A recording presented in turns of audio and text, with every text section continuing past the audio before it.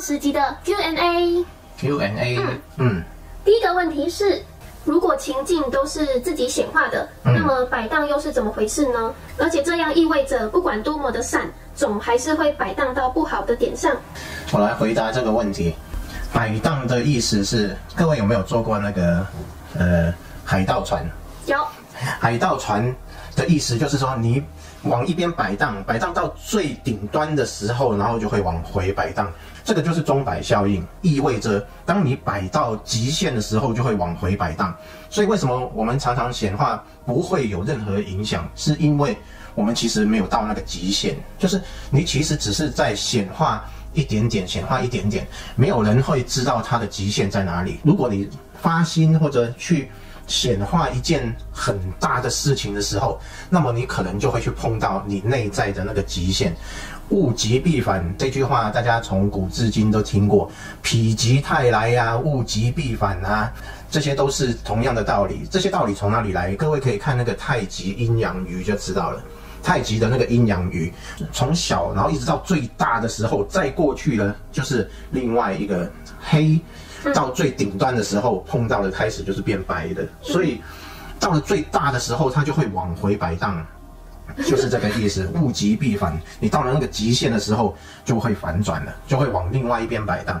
所以一般人其实不容易去碰到那个最大的极限。所以其实生命的摆荡是说，你显化一个内在的极限的时候，它就会碰到那个摆荡。但是这个摆荡不一定要让它完全照着摆荡发生，这也有解决的方法。那难道在这边要传授墨子不传之秘吗？这个是不传之秘。不传的，为什么不传？这个影响世界很大，因为每个人都去显化极限的时候，然后并且用这个可以超越这个摆荡的方法的时候，对这个世界影响很大。好，那我们另外找一集来说好了，不然这集会很长。好。刚刚讲到物极必反，这样听起来好像有点可怕。那我问你哦，那扬升世界或是成为一个很有钱的富豪是很极端的那一边吗？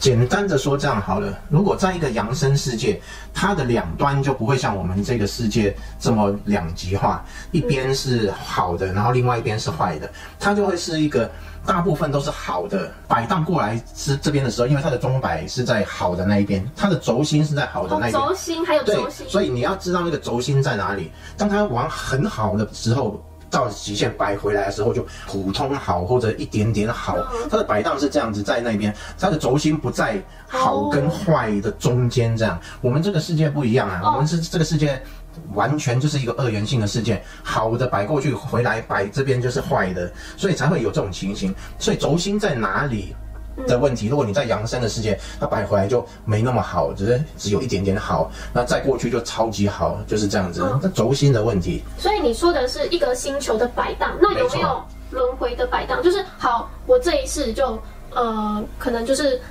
在一个不好的星球，在坏的星球，那会不会有可能下一世就到好的星球？这个就讲到不传之秘，其实跟轴心是有关系的。好，那我们再找一题讲。好。所以其实我们不要去太担心这个钟摆效应。上次我有讲过说，有些人很有疑问，就是佛陀他显化一个这么大的一个善举，然后去帮助这么多人，结果为什么会有背叛啊什么这些事情发生？然后这个摆荡怎么来的？就是因为他去显化到了一个极限，显化出一个很极端的极限的大善出来，所以他才会摆回来。这摆回来，他才只有一点点。对啊，只有一点点伤害，完全伤害不到他。这已经讲到不传之秘，不传之秘，所以这个下次再讨论。意思就是说，他显化一个很大的善，然后摆回来时候只有一点点的伤害。像耶稣，有人说，耶稣重点不是那个摆荡，是那个复活。没错啊，为什么他会显化出复活来？他也是跟他的摆荡有关系。他摆荡到不好的时候，他也是因为觉察关系，马上他就会变成一个正的。他把那个负的完全消化掉了，他移动了轴心。这个下次我们再找一集来好好讲。好。那么下一个问题是，难道不该制止伤害他人的事情吗？或者我立刻保持觉察，不抗拒这样的事情发生，但看着自己去制止？这个讲到我们如何来看待这个世界。看待这个世界，其实整个世界我们每一个人都在自己的梦中，所以我在我的梦中，我梦到有人伤害另外一个人，那我看待这个事情的时候，我是用什么样的心态去看待？我是要去嫉恶如仇，看到那个伤害别人的人，我就觉得很恨他，然后很生气，然后我一定要毁灭他，然后要制裁他。这样子我升起的出发点就是因为恨，但是我要保护那些被伤害的人，而去制止他的时候，我生出的是爱。如何看待这个事情，会关系到我们如何显化我们的梦境的所有的生活。所以，当一个事情发生，你看到一个伤害的事件、虐待的事件，你出发点会基于爱还是基于恨去看待这个事情，就会有很大的不同的结果。对于你以后显化出事情来，会有完全不同的结果。你基于爱去做一个事情，即使你去制裁那个坏人，因为你的出发点是爱。要保护那些被伤害的人，你下一次显化就会没有这些伤害的事情，因为你用爱这个出发点来做显化，那你的梦境、你的世界以后就会越来越多爱的事情出现，这就是一个正循环，然后伤害的事情就会越来越少，因为你是一个基于爱的出发点去执行这个事情，不管你做了什么，那个出发点才是最重要的。但是如果你因为这个事情而产生了恨，你觉得很恨那个伤害别人的人，你一定要制裁他，你很生气，你生气跟恨就会显化出生气跟恨的剧情出来，你以后就会越来越多让你产生这种愤恨不平的事情，让你看到觉得怎么又有这种人存在，我一定要杀死他，我一定要铲除世界所有这些坏人，我才能够觉得安心。只要有这些人存在，我一定要想办法把他们全部铲除。你会显化出不断有这些让你愤恨不平的事情出来。当你看到一个事件的时候，你是基于爱还是恨？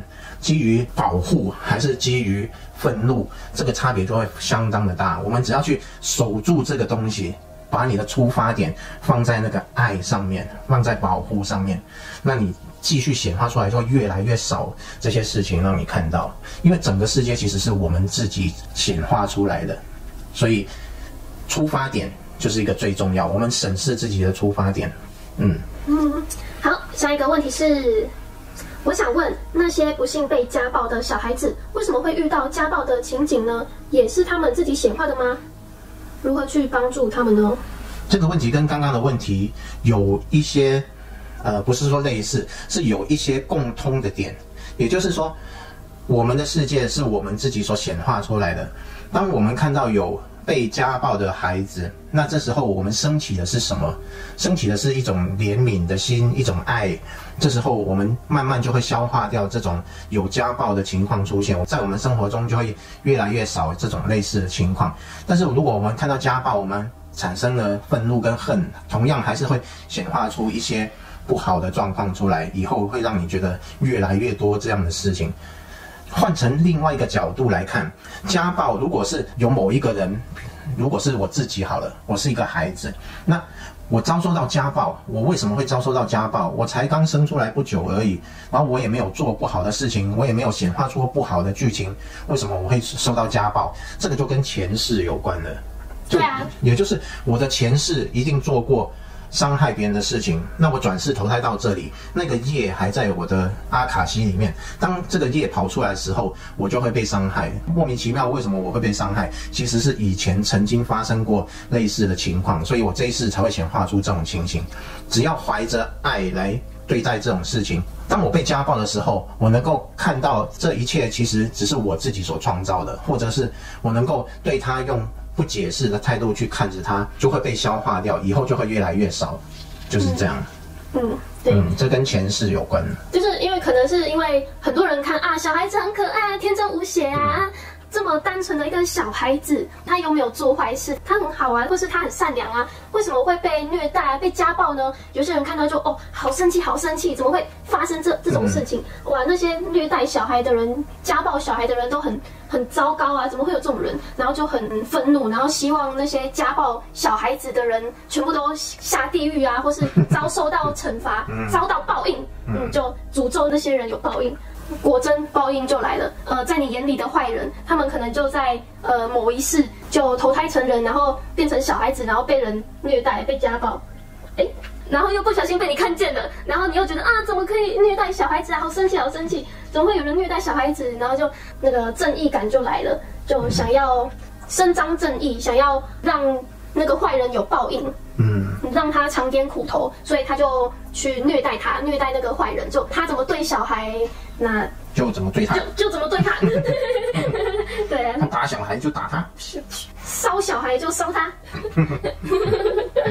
对，自己也淌了这个浑水的，所以可能就会显化，自己在某一世可能被人虐待这样，就转世为一个小孩，然后就被虐待这样，对啊之类的，所以这个无限轮回。尽量去把爱跟光送出去，而不是把恨跟愤怒送出去，不然就会造成一种恶性循环。重点是把我们的爱感染其他的人，而不是把我们的恨投射出去。这样子没有什么太大的帮助，对自己没有好处。对啊，对自己没有好处啦。对啊，冤冤相报何时了？看到现象，我们永远都不会知道它的起因是什么。有时候大家都只执着于看到那个现象，然后对现象起反应，就看到哇，小孩被虐待啊，哇，好生气哦。那个结果已经是一个结果，往往看不到那个起因是什么，我们也没办法看到起因。那我们对我们自己始终是看着结果，然后再对结果起反应。这个就讲到在佛学里面有一句话叫做“菩萨为因，众生为果”。众生就是一般的大众，还没有成菩萨的这些大众，他们看到现象，就是看到那个结果显化出了现象的时候，看到那个现象就是哇，虐待小孩这个现象，然后就会对这个现象产生抗拒，很害怕说发生了这样的现象，很恐惧，然后或者很生气，或者很抗拒。但是对于菩萨来说，他会看清楚这一切的因都是在哪里发生。比如说那个小孩被虐待，他看到那个因他知道原来这个小孩以前曾经虐待过别人，所以才会有这样的一个结果。菩萨在看事情的时候在看因，而且他自己在做显化的时候，他恐惧的是那个因。我看到一方被虐待，看到这种事情发生的时候，我是应该对那个被虐待的那一方去产生爱、产生关怀、产生爱护的心，这个是我马上显化的一个因。我现在的这个念头，当我看到这个现象的时候，我这个念头是不是能够顾好我自己的念头？能不能用爱去看待这件事情？所以菩萨为因，那个因就是每一个念头产生的时候，到底是基于什么？就是我们说的那个出发点。好，那下一个问题，那请问末法时代也是佛自己显化出来的吗？生灵困于轮回无法解脱，也是菩萨显化出来的吗？末法时代是佛所显化出来的吗？其实佛并没有显化末法时代出来，佛经上有讲说末法时代算一算时间就是我们这个时代。为什么我们刚好在这个时代，然后看到佛经上有记录说末法时代是什么时候？也就是说我们自己身体历经了这一个时段，那也就是我们显化出末法时代，并不是佛显化出末法时代。佛当初并没有去显化出末法时代，是我们看到了佛说现在是末法时代，我们看到的结果都是我们所显化，不是佛所显化的，这要分得很清楚。佛并没有显化出末法时代，我们看到了佛说现在是末法时代，不代表佛显化了末法时代。相反的是，佛当初已经看到了我们会在这个时候显化出末法时代，他可能提醒我们说哪个时间是末法时代哦。你们要注意很多假的僧人，然后假的言论，然后充斥着这个时代，你们要注意哦。他是提醒我们要注意很多的乱象。相反的是，我们现在去显化出来，佛已经用神通看到未来，我们会去显化出末法时代来。显化的人并不是佛，是我们大家都有责任，跟佛一点关系都没有。所以佛是提醒我们，并不是他显化出来的，就是这样。相反的是，我们去显化了这样的一个情形。那我们为什么会显化这样的一个情形？因为现在资讯太多太乱了。什么是真，什么是假，然后什么是好，什么是坏，我们很难去辨别。网络资讯太过发达了，造成很多言论在网络上充斥着真真假假，假假真真，我们很难去分辨出那个真假。这就跟当初佛说的乱象其实是一模一样，因为没有办法好好去判断那个真假，那我们又听信了那个假的，我们又跟着起哄，然后就弄得一团乱，就像现在这样子。那请问这种现象要怎么解除呢？要有慧眼啊，你要看得清楚，看得仔细。之前讲的很单纯，就是让我们更开阔的，就是正确的。我们讲什么是正法，就是让我们越来越离开人生的故事，而朝向那个没有故事的那个空的，这样就是真实的。然后另外扬升来讲，就是让我们越来越开阔的，才是扬升的思想，就是这么单纯。如果都符合这些特点的话，那就是好的言论，正确的言论。那如果跟这些是不同的，它让你陷入一个狭窄的框框里面，然后把你包住，然后并且可能会有一些警告说，你如果不这样，你就会怎样怎样，那种带有恐吓或者说警告的一些成分在里面的，又或者说你们看到很多别人如何都是假的，然后去批判别人的这些言论也要注意，因为它就是把你锁在一个框框里面。当你们被锁在框框里面，越来越不开阔的这种言论就要注意了。好，下一个问题，我想问墨子，您的频率很高了。有吗？我频率很高，谢谢啊，谢谢。这是称赞吗？这称赞啊。这不是一个状态。很开心的频率。但是你是不是依然可以看到很多负面的事情，或者有被虐待啊，很不好的事发生？这个不应该是你显化的吧？我理解是不是你的意识里也有全人类的意识，所以你也可以看到这些，但并不是你的显化。我理解的对吗？这个就要说明，我看到的不是一个虐待的事情，我看到的是一个值得被关怀的事情。值得被关怀的事情跟虐待这是两回事哦。要分得很清楚，就是当你看待一个事情的时候，你是用什么角度去看待事情？我看到世界很完美啊，但是在这个完美的世界里面，有些部分是需要被关心的、关怀的。我承认有这样的一个现象，但是看到这些现象的时候，我就知道这是需要被关怀、需要被关心的。那我就把我的爱送出去，把光送出去，然后让这个对方能够接受到光跟爱，然后能够更好的显化他的生活。这是我所看到的。其实这一切就是我看到了我自己的出发点是什么。外面的现象就像一面镜子一样，回过头来让我去审视我每一次看到现象的时候，我是带着什么样的信念。这个就像菩萨为因，众生为果意思一样，我看到的马上是我的因，就是我用什么样的心态看到这件事情。我每一次都去看到我自己是如何看待这些事情的，是爱还是不是因为爱，是光还是黑暗，我自己马上看到，那我是用我的觉察去消融它呢，还是我送出光跟爱呢？这个就是我每一分每一秒去看到的事情。我没有看到什么虐待啊，然后很惨啊，然后这些事情我从来没看过。就是我一直都保持着，是我需要去付出光跟爱的时刻呢，还是我要保持在觉察的时刻呢？我看到的都是这样，只是这样而已。每一个人的灵性阶段不同，那看事情的角度也不同。所以如果你看事情的角度是这样，也不代表别人看事情的角度跟你是一样的。每个人看的都不一样。所以我们自己看到自己是哪一个出发点，这是很重要的。好，下一个问题。那这样说，我们真的是可以改变别人的吗？那家庭暴力这样极端的情况呢？如果每天挨打，还是要用爱回应对方吗？对方就会自动停止家庭暴力吗？我可以跟各位大声的保证，如果当你被虐待，然后当你处于一种被伤害的情况，你如果用爱来回应这个情况，一定可以扭转这个情形。但是如果你用愤怒跟用恨来回应这个情形，一定会恶化这个情形。这个就是一个让你自己做选择的时候。这个我爱你不生气啊。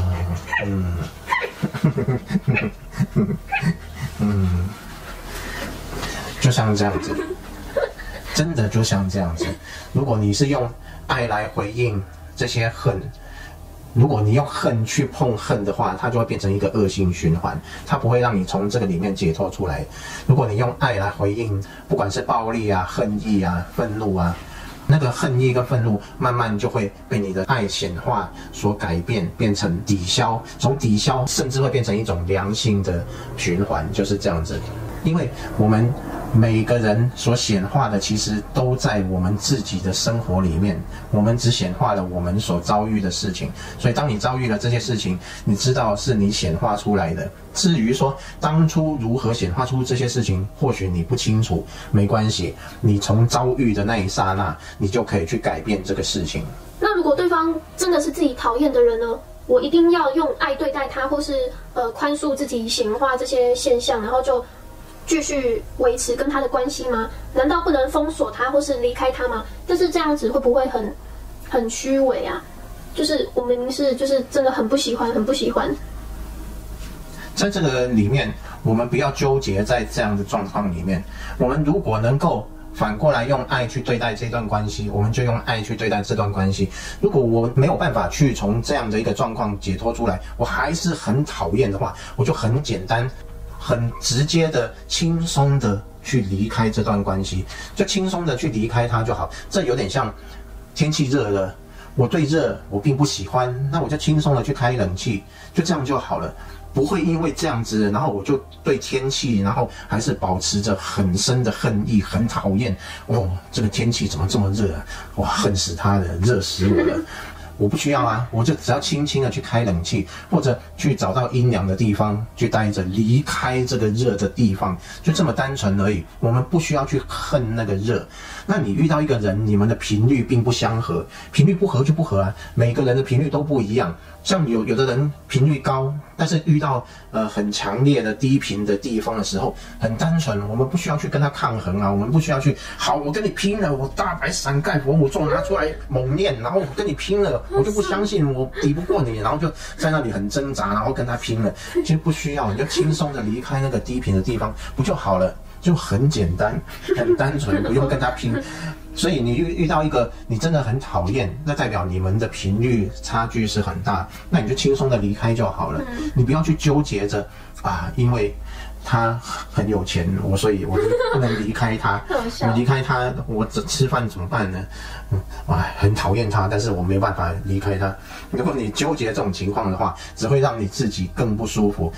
你只要显化出你丰盛就好了，你不需要去维持在那里，僵持在那里。我不能离开墨子，因为墨子太胖了。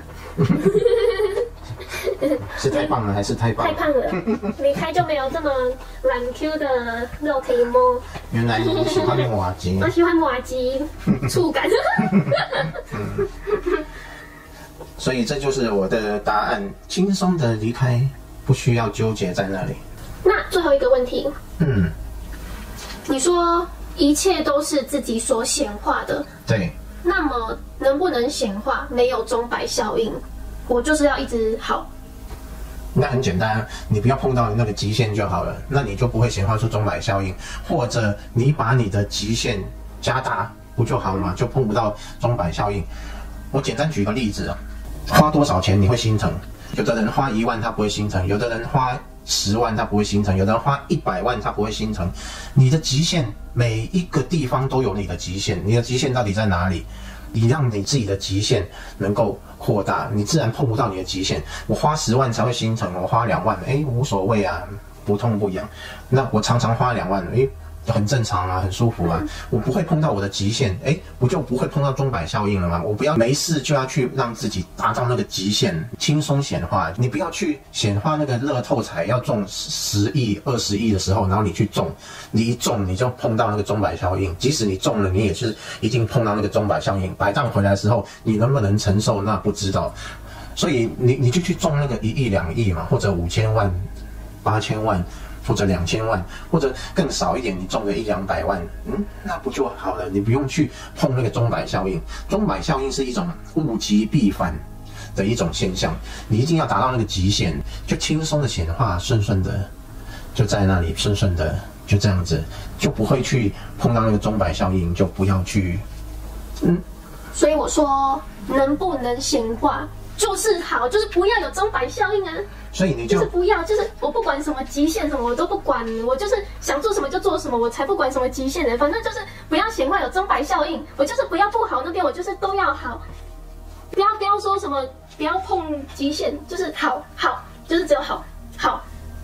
这个是下一次要讲的秘籍。啊，你早说嘛。我们怎么显化都没关系，当碰到钟摆效应也没关系。如果你能使用秘技的话，那钟摆效应就会变成一个。我先透露一点给各位听好了。各位有买过股票吗？如果没有买过股票，我也简单解释给各位听。股票有涨有跌，当你碰到极限的时候，碰到它的压力点的时候，它就会跌。跌到某个点的时候，如果有一个东西叫做支撑点，那在那个支撑点的时候就会反弹回去，可能会涨得更高。我们的钟摆效应也一样，你可能钟摆效应一开始在这里就是你的极限，但是你有办法让一个支撑点产生，它在摆荡回来的时候，没有到很低的时候就会摆回去，然后这时候可以摆得更高，因为你移动了你的，这样有点透剧了。不过各位就先大概有一个了解就好了。我们再找一集，聊这个题目。没错。可以品尝到不会碰到那个钟摆效应摆荡到不好那一面的状态，要好就可以好，就一直维持在好，甚至更好。那因为呢，我们要将这些智慧讯息让更多人知道，让所有人知道，让全世界都知道，这样全世界都会很美好，很有智慧。所以呢，YouTube 影片好像是那个赞数越高，影片的曝光几率越大。所以呢，大家没事可以多多帮我们每部影片都点个赞，